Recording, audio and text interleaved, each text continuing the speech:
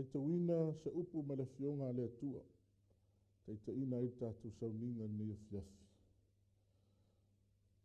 O te vivi i atu i ate oe ma le uloto atoa. O te whaipesenga i ate oe i luma o atua. O te ifo i lau manumaru pa ia. O te vivi i atu fo'i i lau suafa o no lau alofa ma lau whamaoni. Wawa e whaasirisiri lau fionga i lau suafa uma. O le aso na ovala au atu ai i ate oe. Wa e tali mai i ate au. Na e whaateleina mai le maalosi i ate au. O pui ar whaisalamo o tā vita i le fiafi. Talai na ai tātou sauninga. Ma ave ai le vi inga ma le whaaftai le atua. Ona o le whaamaoni o lona alofa. Sa malutia ai lau tau soifua ma le tātou ola. A tātou whia ngai ai ma lava singa le nei aso. O leo o tātou tau nuu mai i le nei afiafi. Ona tātou ave ai leo le vi inga ma le whaaftai le atua. Ona o lona alofa ma lona ngalelei. Sa ia marutia ai le soifua ma le tātou ola. A tātou iai i whi au ma ngā ruenga o le ulua i aso, le neiva i aso. O tātou au lia i lona alofa ma lona ngalelei. Na vele o leo le nei tū la fiafi. Na watu ai le anganga o le whaafelo inga. Se tātou teitai ao sunga pastawiri papu. Whapeso tātou tina i atiana. Ai maise o le nofo alo. I ia ma whaafteia le alofa ma le angarelei o le atua. O lo mawalunga pēlana tau singa i lana soifua. Ai maise o lona ola. Ia wāre te ita inga ar whia auman ngā ruenga le atua. Fia foi whaafelo i atu. I te itai mata ngā ruenga i fia. Whaapia foi. Lau whai ngā ruenga le atua. Mai lava i maunga te tele. Se ia o ni tātou whanau. Fia nei a fiafi e ofa alofa. Ma whaata alofa atu. I le suafa manu malo i e sukeriso. O te whaapea atu ai. Tā alofa lava. Ai le whia ngai tātou. Ma se te talo e amataina i sauninga ni e fiafi. Lau wala ulia whapitoa. Lau whaipesi. E langi ina le vi inga o le atua e te talaina ai. Tātou sauninga i ni e fiafi.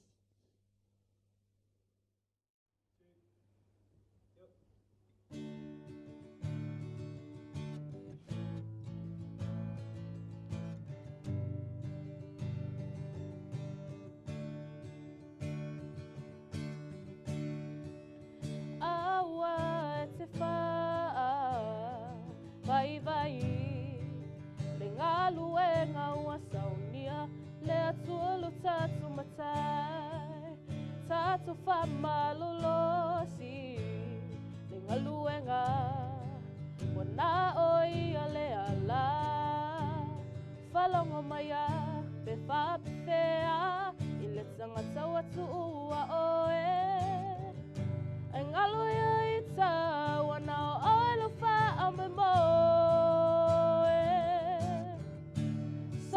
tonga wa e au mai lea ua uola Yesu e lo matai foi atu le whaafitai tai tai au le malama Yesu e lo wha o le tanga Yesu e lo matai watasi o e lo nei anganga le ali wa te le falea wala tangata mai le tua o te mana tua I pea te le mana te na whapaloha te le lava nei mawhatianga whasasa te whaapewhea I le tangata na tua oe ai ngalo ia ita wana a ola whaamama Saula tonga wa e au mai lea ua uola Yesu e lo matai foi atu le whaafetai tai tai au le malama Yesu ilo faa o le tanga Yesu elo matai Utasi o elo nei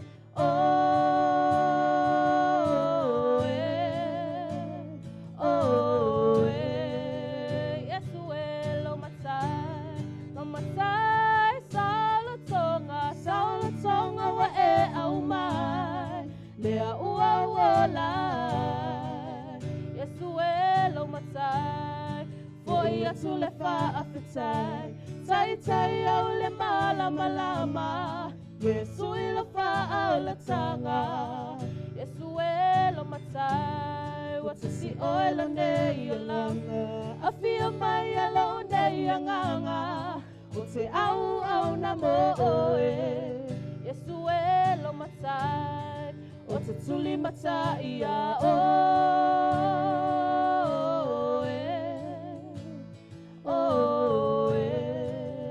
Yesu elo matai Utasi o elo nei anganga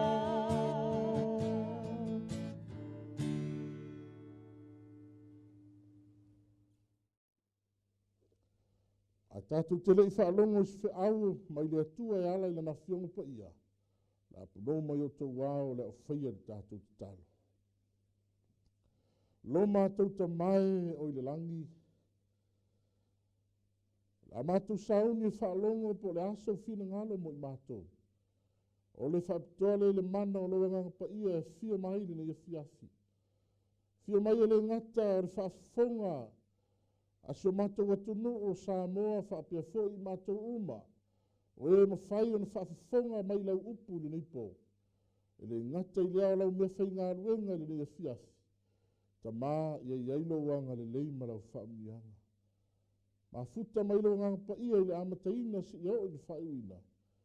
Lau lau suafa Yesu ole ma te talo atua I nei. Amen. O Yesu mau o filifilia. Mai la fionga le atua, e wala mai ai se upu, a se whiau mai la fionga le atua mo I tātou ne e fiafi. Mau ai, whaatupu ai le tātou mālosi whaaleanganga, e ala I le whiau mai le upu moni le atua. Mau mai lea I le ngā ruenga rau apostolo e whāro na mata upu, a olona whai upu e sifuru malua.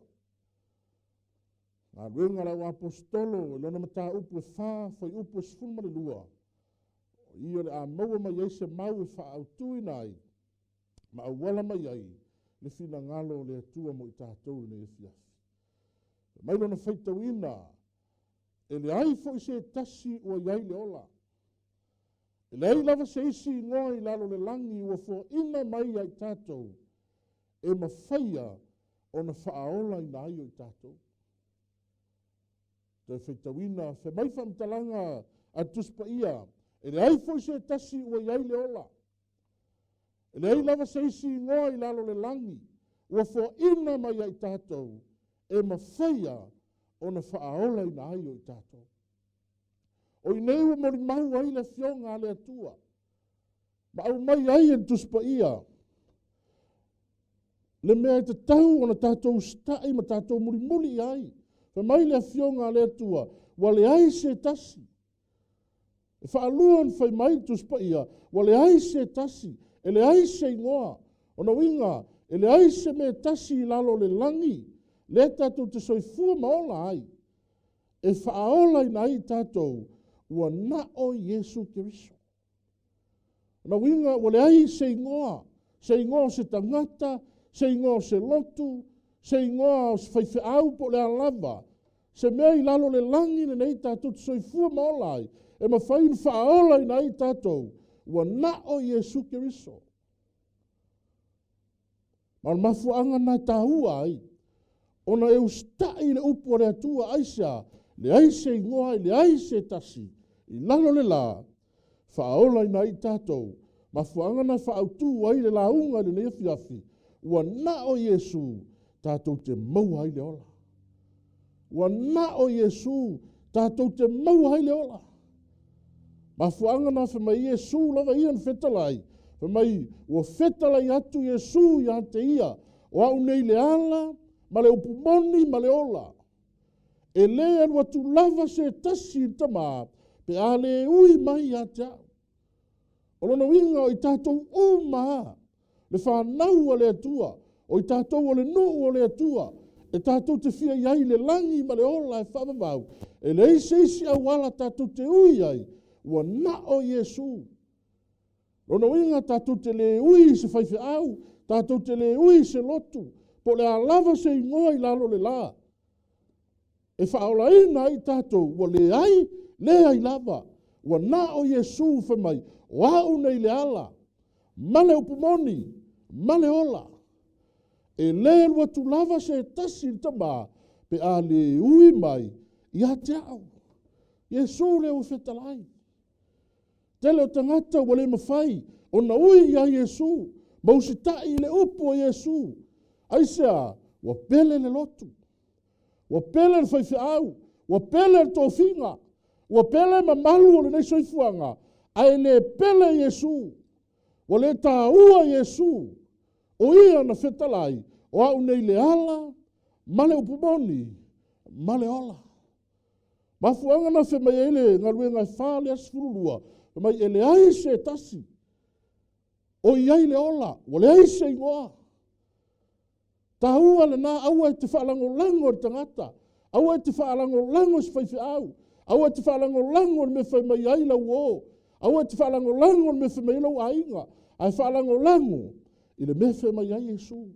Aisea, wana o ia, tātou te mau ai le ola. Mai le whamtalanga, o le whisini le te tala i nai tātou whiau, e whape whena e ui a Iesu. A whai o Iesu o ia le ala, upu moni ma le ola, e whape whelana e ui a Iesu. A wā tātou tele o toi mafuta ma Iesu. Wā whiu Iesu le langi. Whawhonga whamtalanga tuspa ia. Mai ona whetalai atu ai leo Iesu i ona soo. Ai se tasi e fia muli mai a te au. Au anei toi usi ustai o ia i a te ia. A ia ave e ia nona sātauro i le muli mai i a te au. Na winga o le mana onga leo Iesu mo i tātou mo so se tasi e fia muli i a te ia. Fe mai Iesu a e fia muli mai i a te au. Aua ne i toi usi tai o ia i a te ia. Na winga e le toi whaia sauloto, e le toi whaia ni o manatu, e le toi pule hau i a te au. A ua pule Iesu, ma usi tai le me whamai a Iesu, ma muli i a te ia.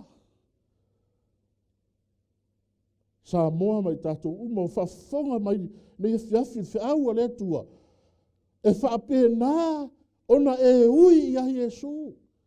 O tātou le toi mafuta ma Iesu. O tātou le toi muli, whape ona muli au soo i a Iesu. Le ai. O le mea tātou te whaia, e whasi o tiro tātou ta ngata tu ai. Mai ai se tasi e fia muli mai a te au. Aua ne toi usi tai, o ia i a te ia. Se fia mafuanga nā, ele mawhai ai nau stai le istangata. I a Iesu, aisea, whailo na manatu, whailo na loto.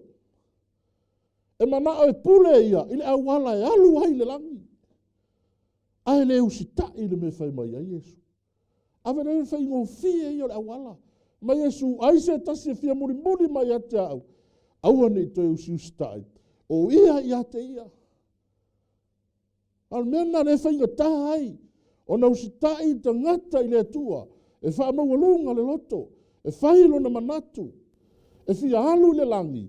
Ai le fia halu le awala. Whai mai a Iesu. E wha pia whena muri a Iesu. Whaafonga e whamtalanga le Ioane ono su tolu. E mai o le anganga le tupu ai le ola. E le au ngā le tino i se mea. Wa le au ngā le tino i Iesu wa fio le langi. Wa maali liu le au profeta ma le au apostolo. A wha mai o upu o te whai atu ai a te autou. O le anganga ia. O le ola fo ia. Ono winga, wa le mawhaini tātou toi muli i le tino i a Iesu. A o upu ia. O feta leinga Iesu. Le me whai mai ai tuspa ia. Whai mai o le anganga ia. O le ola fo ia. E whape nā, o le awala nā. Tātou te muri ai a Iesu. E le ngata tātou te fia iai le ola e whaamavau. Tātou te muri ia Iesu. E ala i le me whai mai iai Iesu. Aisea, wa tātou te le mafuta mai Iesu le o langa nei, le lalo langi nei. A o ana upu ia, tātou te ustai ai, ma tātou muri ai, ma tātou whaalongo ai, tātou te maua ai, le ola e whaamavau. Whaalongo i le upu a Iesu. O le wala na tātou te muri ai. Tātou te whaalongo i le mea, e whai mai ai Iesu. Pei tai, whai mai le wahenga mua o tātou launga. Toe wa ai, po ua whasioti moni lau tangata tuai. Toe wa ai, toe tepa iai, toe sila i lau tangata, po ua whasioti moni lau tangata tuai. Le anga a whai ele ioti lau moni lau tangata tuai, e le ma whai la na e ustai le upua le tu. Mafu anga na tahua ai, po ua moni lau whaolaina, le anga lesi tangata, e alanga ua whaolaina, wa levana o whaolaina, wa levana o ilo Iesu. Ai le mawhaina o stai le me whai mai a Iesu. Mafuanga nā vaenga mua lea. Toe wa ai. Toe tepa i lau tangata, ma e toe sua ifo. Po ua whasioti moni lau tangata tuai. Langa a whai e moni ua oti lau tangata tuai. Whai ngō whila na e ustai le upua le tua. Aisea, mafuanga nā le mwhai e nau stai. Ele i oti moni le tangata tuai. A tonu wa tuu. O le stangata a tonu wa tuu ta paa marapia. A o le olanga la soifua ai. O la lava e ola i le olanga tuai. Whama walunga. O la e ola i se olanga mui. O la e ola i se olanga. E whai lava le be manao ai. Wa le to e pule Iesu. A la e pule ai ai ate ia. Mafua anga na tahua ai. Na toi wa ai. Po ua whasioti moni lau tangata tuai. Whapena fo ia uia. O te toi wa ai ia e au ia te au. Pe ua moni. Ua whasioti tangata tuai. Ua la fua ai lau tangata tuai. Ai usitai ai Iesu. Me whai mai ai Iesu. A whangan mori maua le apostolo Paulo whai mai. Ua whasata roina whaatasi ma ua makiriso. Ai o te le to e ola hau. A o ke riso o lo ola i te tonu ia te au. O le ola fo i o te ola i nei le tino. O te ola i lava i le whaatua tua. I le alo o le atua. O le nā lofa mai ia te au. Ma fua ina mai o ia.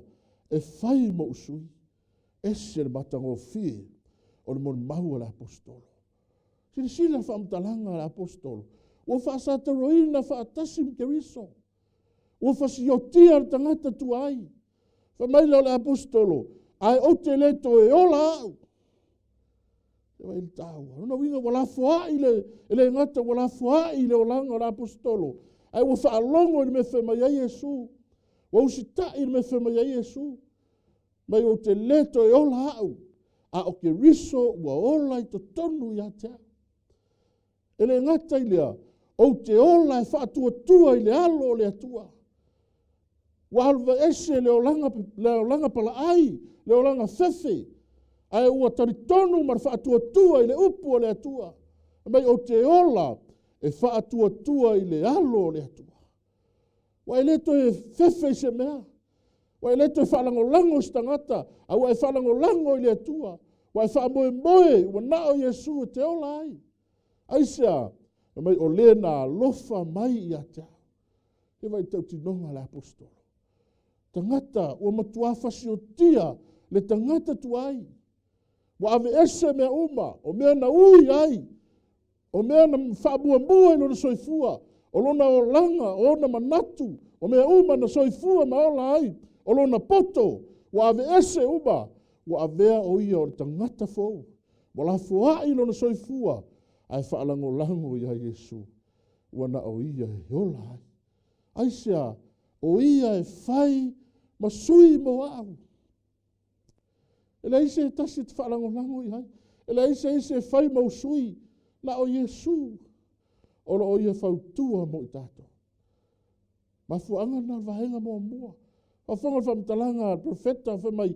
Ia lafua i ele ua mi o le anga lo na ala. Mare tangata anga sala. Ia lafua i e ia o na manatu.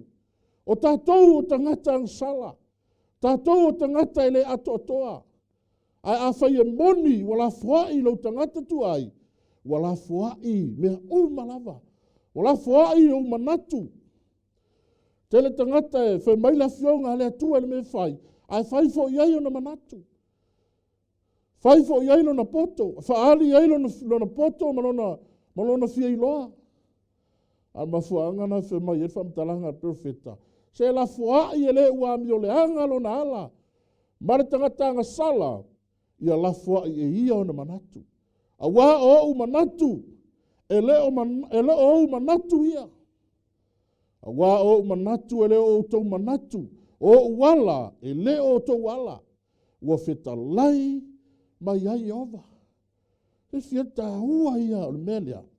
O le usita i le mefe mai a Yesu. Te toiva ai. Pe ua la fuai moni. Lou tangata tuai. Langa a whai ua la fuai. Leo langa tuai. Ma fasioti. Mea tuai. Le isi e te whaalango ia. Wa le isi mea te ustai ai. Wa nao Yesu. La fuai e le ua mi o le anga lo na ala. Tangata anga sala la fuai e ia o na manatu. Aisea. A wā o manatu e le o tau manatu. O wala e no o tau wala. Wheta lai mai ai ova. Whai upo iwa. Whai mai awai pei o na sili. O na mawalunga o le langi le lalo langi. O whaapea o na sili o na mawalunga o wala. I o o tau wala. Ma o manatu e sili i o tau manatu. Sa moa e maisio i tātou uma. Whaafafonga mai whiau le nei a fiafi. Ma e si la fia ma e loa, le mana onga o le atua lea. Ina ia mawhai o na la fuai, o tātou tangata tuai, ai whaalongo maustai i le mea whamai a Yesu. Ai le vahengarona lua, ustai i a Yesu. Mua, se toeva ai po ufasioti moni lau tangata tuai, lua, ona e ustai loa lea i a Yesu. Nanga e whainga tāteli, na ustai i a Yesu, pe a whai e le i fasiotia le tangata tuai. Manatu tuai. Manatu fia poto. O manatu e wha sanga tau le fionga le atua. Le me whai mai ai le atua. Ai te manatu foi oi. E sili atu lau poto i le mea le whai mai ai tu spai. Awa i le vahenga nuna lua ustai. Langa a whai ua fasiotia lau tangata tuai. O na whai ngō fia no lea. Nai ustai. Whafonga whamtalanga Yesu whamai. E le sao atu ni malo le langi i lato uma. O e whai mai i atau. Le ali ie. Na o le na te whaia. Le whina ngalo o lou ta maa o le langi. O le whaia le na o le ustai le na. Pau ana mea na mana o Yesu. O na e sao lea. I le malo le langi. Whamai na o le na te whaia. Le whina ngalo o lou ta maa o le langi. Pau ana o tangata. E sao i le langi ma le ola e whamau. O tangata e ustai. O tangata e whaia. Le whina ngalo o lou ta maa o le langi. Awa ie. Tangata whamai le ani ie. A whamai e su e le sao. A whonga whai upo e lusu lua whamai. E toa tele la tuti whai mai a tau i le aso. Le ani ie. Mātou tele i perfecta hane e ilo ingoa. O lo ingoa foi na mātou tu lia ai te moni. O lo ingoa foi na mātou whai ai. Vā venga tele. Whea mele whai ai mea ia. O whea te maua ai mele. To tonu o whare sā. O tangata e fia e ala langa i le atua. Le ali ie. O mātou na perfecta ane i lo ingoa. O lo ingoa na mātou tu lia ai te moni. O lo ingoa foi na mātou whai ai. Vā venga e tele. E whali, po le ale tele o me whai i le suafa o le atua a whai e le ustai a Yesu. Wha mai whamtalanga atu spaia e le sao i le mahalo le langa. Whafonga wha mai leo le tau tinonga a Yesu. Mai ona o tau tino atu lea i a teila atou. O te le i loa lava o tau i nā o ese ia o tau i a te au. O tau o e whai a mio leanga. Lala mio leanga la vaenga ia. e la unga le suafo Yesu, e wha malolo mai, e tutuli te moni, e whai wa venga e tele suafo le tua, a whi mai whamtalanga Yesu, mai ona o tau tino atu le ia te ilatou, o te le ilo lava o tou, ina o ese ia o tou ia te au, o tou o e whai, a mio leanga, la mio leanga la vaenga lea, e ala langa i leli, ai le fiau stai ia Yesu. Mafuanga na whi mai whamtalanga Yesu, te maua le luka e ono, fasu ono, whi mai Yesu, sale au ngā tutu whai mai, sale mea tutu whai mai e te au leli ie, ai tau te le whaia meo te whaia tua. Tangata e ala langa i leli, ai le fiau stai i leli, ia Yesu. Ai te vai e tu spa ia whaperetania, o le hami o le anga lau wahenga lea, e te maua tu spa ia whaperetania, o le whaperetania o le hami o le anga lea, whamai o le lawlessness. O tangata e ala langa i leli, ai le fiau siu stai tu la fono le tua. Mafuanga na whamai i le tua, o te le iloa o tau. Ai sea, tau te ala langa mai a te au, ai tau te le ustai le meho te whai atua. Tā ua le nā. Ai sea mea le ustai ai, ai whare le roma e valu le whai upo e fitu. Whai mai awa o le loto i la le tino, o le ita le i le atua. Awa e le usi ustai i le tū la fono le atua, e le mawhai foi iai. O lona winga, e maa fua mai, e le mawhai o na fasiotia le o langa tuai. A tonu wa uma na whaolaina, e mai wa lewa na o whaolaina. Ai le mawhai na ave ese, ma natu tuai. E ola, e manao, e sili atu le mea i loa e ia, na i loa le afionga le atua. Na i loa le mea whe mai ai Yesu. Wai whai le iai, whe mai awa o le loto i la le tino, o le ita le atua. Awa e le usi ustai le tū la fono le atua, e le mawhai fo iai. Mafu anga na, a whai e le imoni o na fasioti, lau tangata tuai, mafu anga na e te loto ai la tino. E wha le tino lau wa ai, e wha le tino lau mawhau, e le mawhai foi, na e usi ustai le mewhai mai ai Yesu. Aisea, wha mai e le mawhai foi ai. E ti ngā na whai mai, le atua ma le upo le atua i le mea te tau na whai, ai whaali fo i ailo na poto. E mana o e siri atu le mea na te iloa, i le mea lai whai mai ai tu spa ia. Langa se amene vi ili atu. Mafua angana e whai ngatai o na ustai sa moa i le fionga le atua. A langa whi aua le atua, ai le mawhai na ustai ai. Tangata sa moa, aisea, e loto i la le tino. E mawhau i mea le tino.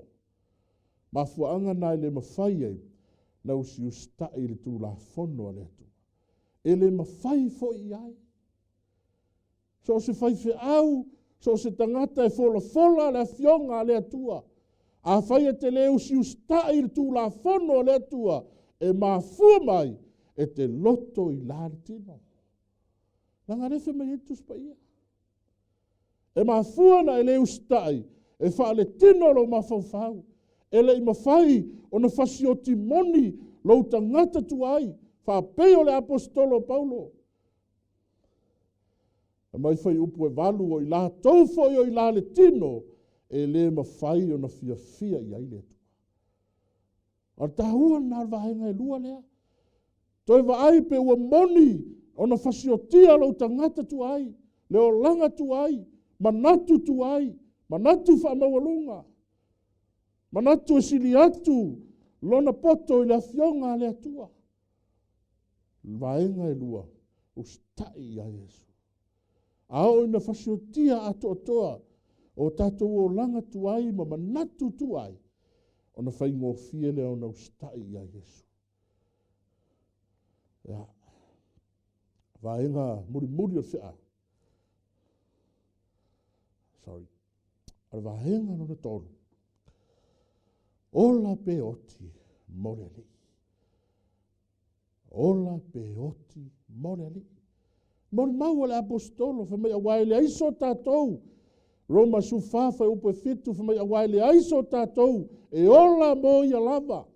E le oti fo se tasi mo ia lava. Mafuanga na tatou te ola ai. Tatou te ola e usi ustai a Yesu aisa. Le aise tasi toi whaatu ia te tatou. Wa nao Yesu. E le mawhai se whaife au. E le mawhai se lotu. E le mawhai se tangata. Ona toi whaatu oi. Le aso e te oti ai. Wa nao Yesu. Mafuanga na. O le au tu o le au le fiafi. Wa nao Yesu. Tatou te maua hai le ola. Ola pe oti mole ali.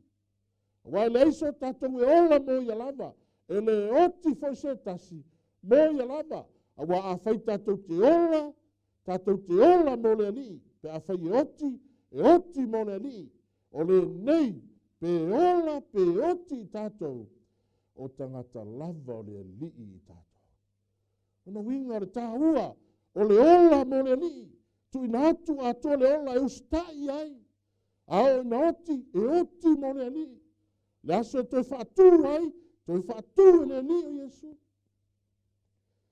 Langa se amene vi letu. Mai lo le apostolo Paulo i a koronito e whaasfutas. Mai a wao i mātou nei o lo ola, wa tu ina atu pe lava i le oti ono Yesu. Ina ia whaalia fo in soifua o Yesu. Io mātou tino au angavale. Mafuanga na tatou te ola ai. Tatou te lepo pola i se me tasi. O tu ina atu ato toa. O tatou ola mo le tua. Tu ina atu ato toa. O tatou whaatua tua maratan tonu ya Yesu. O nao Yesu tatou te ola ai. Lefe me eile apostolo. Wao i mātou nei. O lo ola o tu ina atu pe lava. I le oti ona oai. Ona Yesu. Ele ona o se tangata po oi lava, ai ona o Yesu. Ina ia whaalia fo soifua o Yesu, yo mātou tino au ngavale. Mafuanga na taua ai, ola pe hoti mole li. Mai leo tātou maungun muri whaau mai e, tātou upu wha mahalosi na ia fiafi. Filipi mua lo sutas, mai a wā olo wola ua ia ke riso lea. A olo woti o ro'u manuia lea. Mafuanga na au lea su te oti ai. E mai lea whamtalanga la apostolo. A wa olo wola wa ia ke riso lea. A olo woti o ro'u manuia lea. Sa tu ina atu lo wola. Sa le eisi me te fefe ai. Sa le ima whaina vau ia se tasi. Lau whaatua tua ma lau tani tonu ia Yesu. Ma lau si tai me whema ia Yesu. A o le aso e te oti ai. Fai mai le apostolo, pe ona mori mau le apostolo. A wa olo wola wa ia ke riso lea. A olo woti o lo'u manuia lea. Lofa le tua, fa lau tele fi aure le fiafi. Mai le au tu o tatou upu fa malos. Wa na o Yesu, tatou te maua hai leola. Wa na o Yesu, tatou te maua hai leola. Lau whaia tātou tālo. Lo mātou ta mai o lo fio le langi. Vi ia lava lau o fio le nea fiafi wha aftai tele lo mafuta mai. A olanga ina lau upu le nei pō le atua. Talo e lo nganga pa ia e pa i atu. Ma wha lau tele lau upu i fina ngalo. Ma loto taito atasi. O e na mawhai na latou wha alongo i lau upu le nei pō. Ia lātou talia mare fia. Ma wha maua lalo mātou loto. Mātou te talia ai la upu. Ma ustai le mea te whai mai ai. Ia aua ni whaia o mātou loto. A ia whai le fina ngalo o lau fia. Le a lava le mea te si. E te si le whanga ai lo mātou atua. Ia ma whai o na mātou muri ai. Na mātou te talo le lea fiafi ta maa wha manuia. Wha lau tene lau fia lau upu. I lau lava swafa Yesu wa ole, ma te talo atuai nei. Amen.